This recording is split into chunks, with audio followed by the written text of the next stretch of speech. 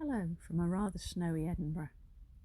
My name is Nicky and I'm very lucky to be able to work for Mercat Tours as a guide because history is my hobby as well as my job. Today I'm going to tell you a bit about a medieval celebration called Twelfth Night. My extended family and I celebrate it together each year. This year, instead of meeting up in person, we were all online and in our own homes, but we still decorated and dressed up for it. You may well know the song The 12 Days of Christmas. Back in the pre-industrial world, we had a much longer midwinter celebration than we do now.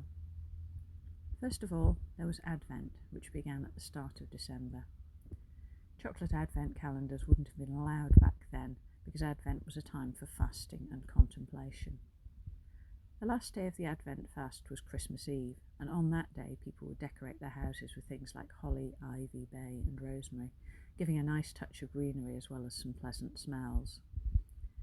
The first feast of the season would be on Christmas Day. Each of the 12 days had their own particular traditions, usually a combination of celebrations, food and acts of charity. In the medieval world, gifts were exchanged on New Year's Day rather than on Christmas Day, for example. The final feast of the season was of course Twelfth Night, and it was generally one of the bigger parties. One of the traditions associated with it was that a 12th cake or king cake would be made and decorated with a crown. Cakes began as a sweetened version of bread dough, so a 12th cake would be a bit like a brioche in texture.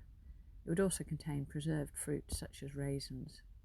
These were an expensive luxury since they're made from grapes which don't grow in Scotland. A bean would be baked into the cake, and whoever found the bean in their portion of cake would be crowned King of the Bean and would be in charge of celebrations for the night.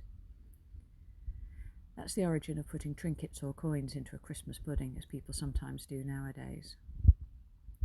In 1560 we had a change of religion in Scotland, and the new Reformed Church felt that Christmas was getting a bit too riotous and was not an appropriate way of celebrating, so they passed laws against it.